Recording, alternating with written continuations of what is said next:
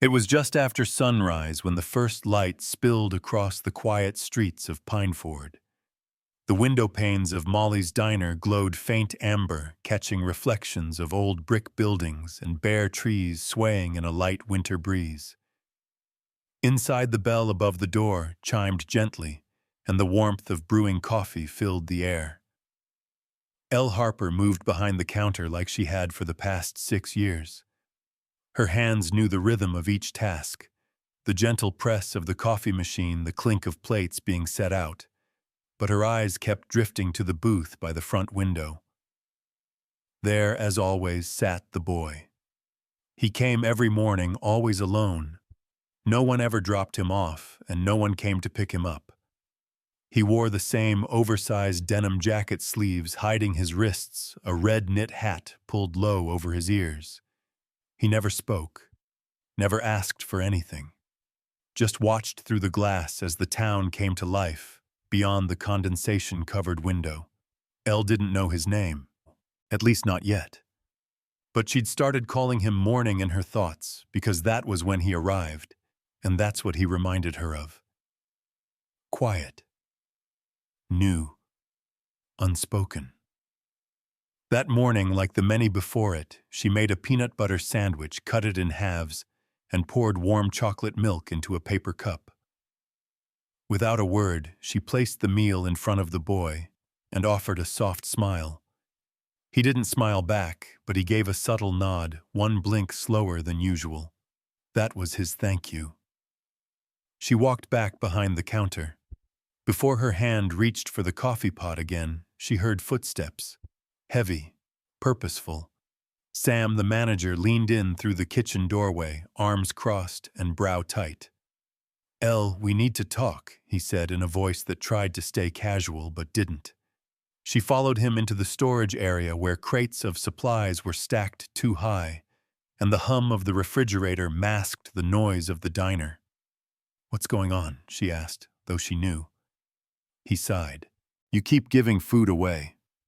I checked the invoices. You've been sneaking meals to that kid every morning."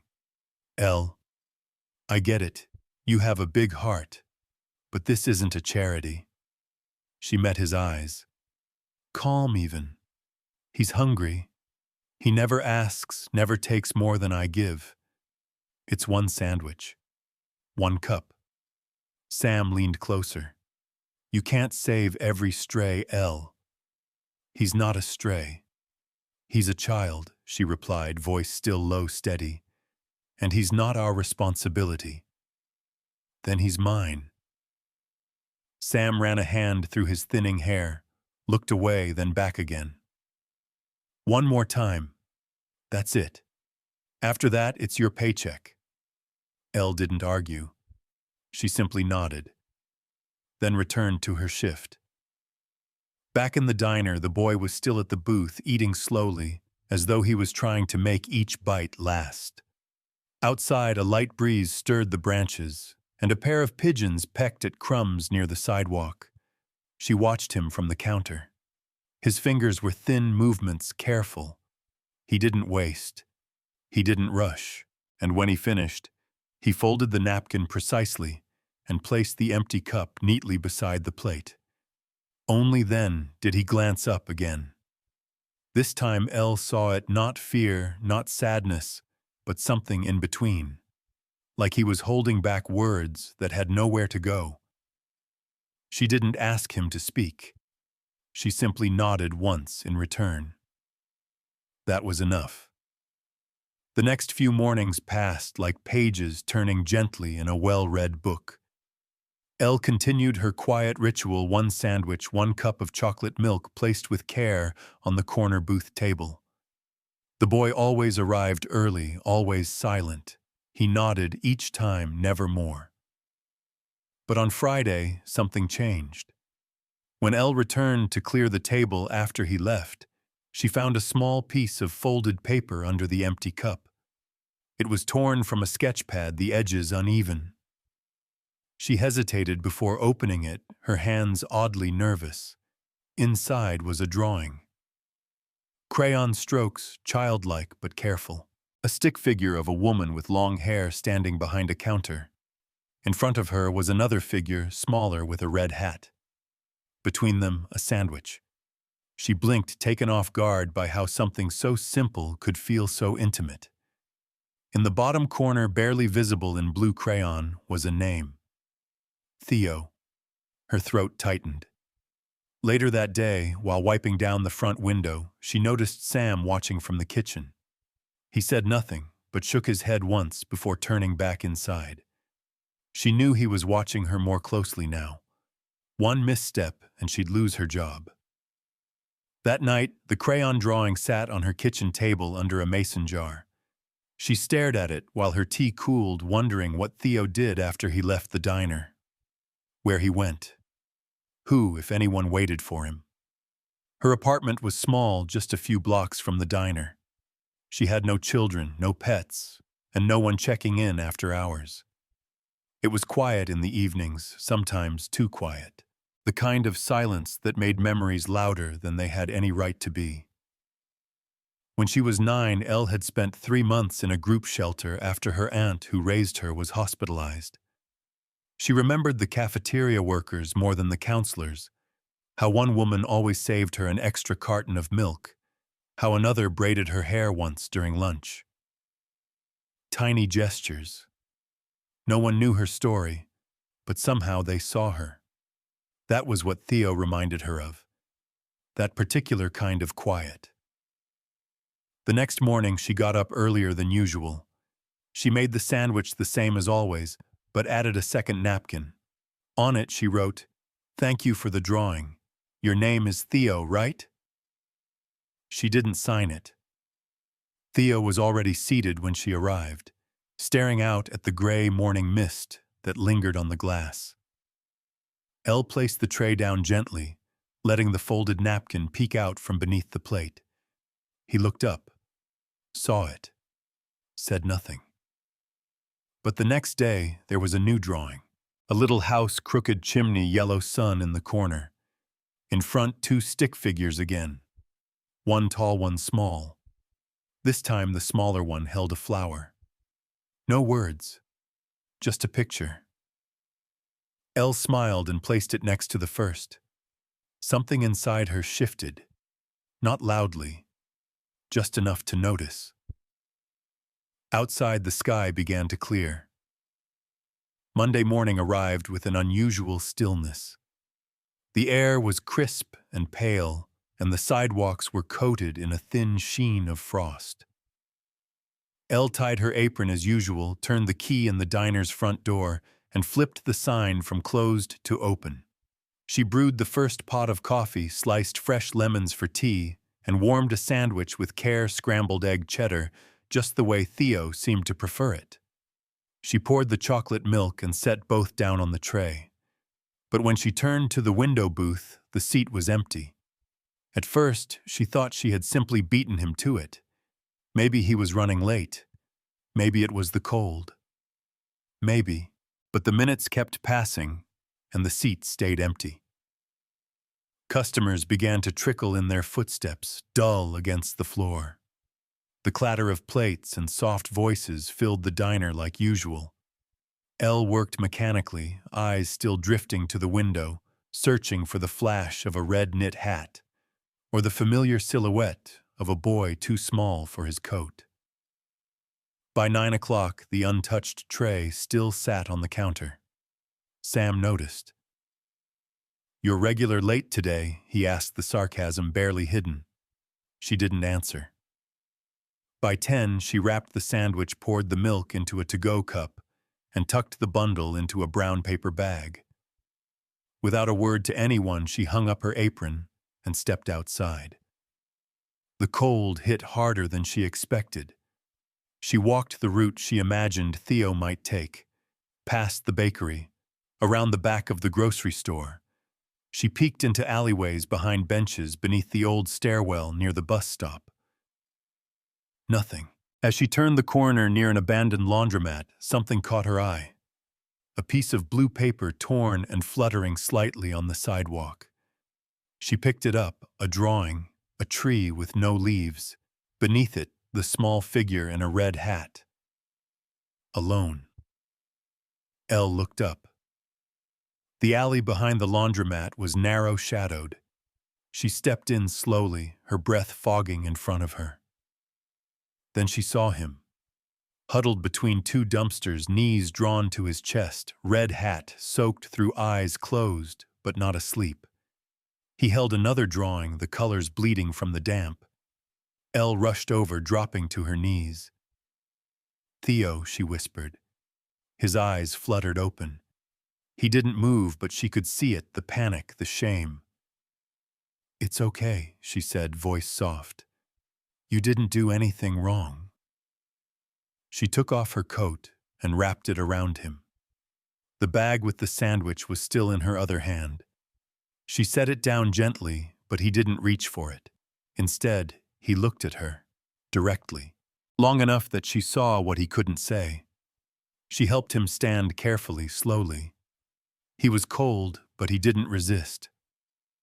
They walked together, quiet footsteps echoing in the alley. Elle's coat draped around his shoulders like a makeshift promise.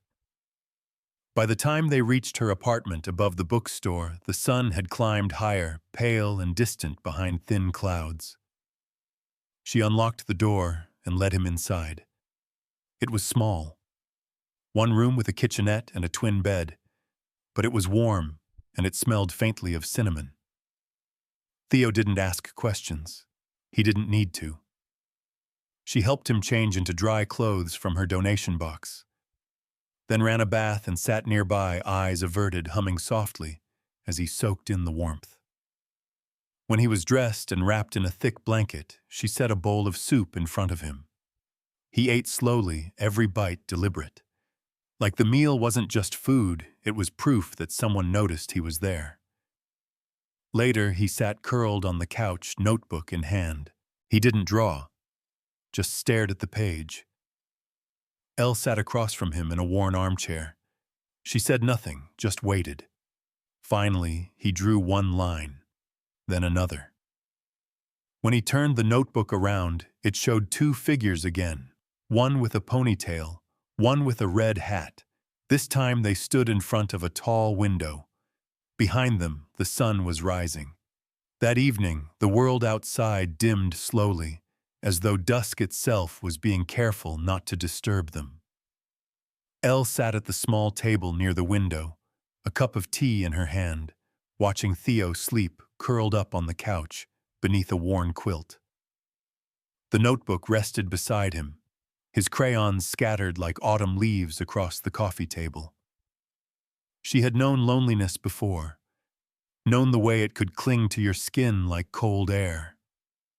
But this was different. This was the quiet of something being mended, fragile but real. As the light faded, she whispered to the room, almost to herself, "I think you found me too, Theo." He didn't stir. The next morning, Elle woke early and made pancakes. She added blueberries because she thought he might like them. When she turned around, he was already awake, sitting silently at the table, watching. They ate together in calm silence. She didn't press him, didn't ask anything. He wasn't ready to give. When breakfast ended, Theo tugged at her sleeve.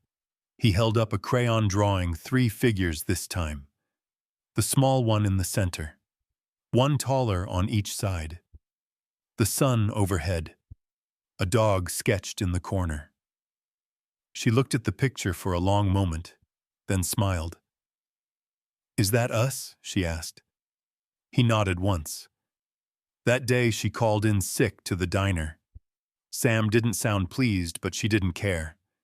They walked around the neighborhood, slow steps under scattered clouds. Theo didn't speak, but he pointed at trees, at birds, at a bakery window that made him grin. She let him lead. They passed a group of children playing on the sidewalk. One called out, "Who's the kid?" Elle just smiled. "My friend." Theo looked up at her, surprised. Like the words didn't quite match the world he had known before.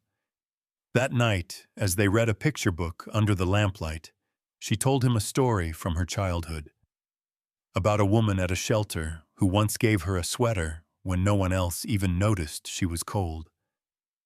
She didn't ask for anything, Elle said.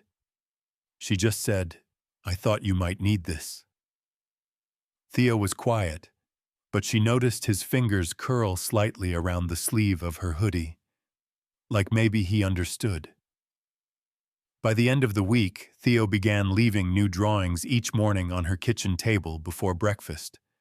One showed a treehouse, another a bookshelf. One morning she found a sketch of the diner window from the outside. Inside she could make out her silhouette. In the quiet, a bond was forming stronger than words. But everything changed on Sunday. They had just finished lunch when the sound of engines shattered the calm. Elle looked out her window and froze. 3 black SUVs pulled up in front of the diner, and behind them, low in the sky, shimmering in the sun, was a sleek helicopter descending toward the parking lot across the street. Theo moved beside her slowly. When he saw the scene unfolding, his face went pale. He stepped back, body tensing. Then a man stepped out of one of the SUVs, tall, neatly dressed, gray at the temples, eyes sharp and searching. He looked straight toward Elle's building, not with anger, but with urgency, with something deeper. Theo turned to her, panic beginning to show. Elle dropped to her knees, took his hands. "It's okay," she said softly. "You're safe. I'm right here." A knock came at the door a moment later. Not loud, just firm. She opened it slowly. The man stood there. Not a bodyguard. Not angry. Just tired. He looked past her and saw the boy behind her shoulder. His voice was low. "Theo." Theo didn't move, but Elle could feel him trembling. "I'm Matthew," the man said. "I'm his father." Elle stood in the doorway, the weight of the moment making the air feel heavier than it was. Her fingers gripped the doorknob, knuckles pale. Matthew didn't try to step in. He just stood there, hands by his sides, gaze moving gently between her and the boy behind her. "I've been searching for him for almost 2 months," he said, voice raw. "We were on a trip in the mountains. He was with his nanny." She turned for just a second. When she looked again, he was gone. Elle nodded slightly, still shielding Theo. "I tried everything," he continued. "Police, volunteers, helicopters. I hired trackers. It was like the earth swallowed him." Behind her, Theo hadn't moved. He stood with his back to the wall, eyes wide. His shoulders were hunched, lips pressed into a thin line. Matthew's gaze softened. "I didn't come here to frighten him. I came because Theo stepped forward. Just one step." Elle felt him brush her arm. Then without a word he walked past her and stood in front of the man. Matthew dropped to one knee. His voice cracked. "Buddy, it's me." Theo didn't speak, but he reached into the pocket of his hoodie and pulled out a small crayon drawing. He held it out. Matthew took it with shaking hands. The drawing showed 2 stick figures, one tall, one small. They stood next to a small airplane, a red heart between them. Matthew closed his eyes, breathing in sharply. "You remembered." He looked up at Elle. "That was the last thing we drew together. The day before the trip." She didn't speak. She only placed her hand on Theo's shoulder, grounding him. Matthew stood slowly, wiping the corner of his eye. "I'm staying at the inn across the street," he said softly. "I won't take him away. Not unless he wants to go, but if you'd let me come by, just to sit with him, see him again." Elle studied him. She saw no threat in him, only a kind of hollow ache that couldn't be faked. She nodded once. That evening, Matthew returned. No guards, no noise, just him and a book Theo used to love. He sat quietly on the floor while Theo drew on the couch. He didn't push. He didn't ask for anything. And when he left an hour later, Theo walked him to the door and handed him another drawing. This one had 3 figures: the tall man, the small boy, and Elle. They stood in front of the diner under a sky filled with stars. The days that followed were slow and soft, like morning light through half-open curtains. Matthew visited each afternoon, never staying too long, never asking too much. He brought small things: Theo's favorite blanket from home, a book they used to read together, a tiny rocket keychain Theo once lost. Each time Theo met him with cautious silence. But he didn't retreat. And Elle noticed the way he began to sit a little closer, the way his drawings shifted from distant skies and shadows to parks, kites, and trees. The lines grew steadier, the colors warmer. One night after Matthew left, Theo tugged at Elle's sleeve. He handed her a new picture. 3 figures again. This time they were building something. A house maybe, with windows and flowers. A sun above them, shining quietly. She looked up, surprised. "You want us to be together?" she asked gently. He nodded. Elle sat down beside him, brushing a loose strand of hair from his forehead. "You trust him now?" Theo hesitated, then nodded again. And for the first time she saw at ease in his shoulders, the soft beginnings of peace in his eyes. That weekend they went to the park together.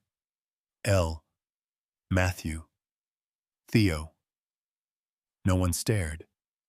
No one asked questions. They sat on the grass, shared sandwiches, watched Theo run barefoot through the wildflowers. He laughed just once, but it was clear and bright, like something being remembered. Matthew turned to Elle as Theo chased after a paper airplane. "You saved him," he said quietly. Elle shook her head. "He saved me too." They didn't speak for a moment. Then Matthew said, "What if we built something bigger than a rescue? What if we made a place where kids like him, like I was, could be seen, heard, understood?" Elle turned to him, brows raised. "A center," he said. "Art, stories, therapy. Just space to breathe. You've already done it for him. What if you helped others too?" She blinked, unsure if he was serious. "I can fund it," he said. "But I want someone who actually knows how to see people. Someone like you." She looked across the field. Theo had stopped running. He was sketching in the dirt with a stick, completely content.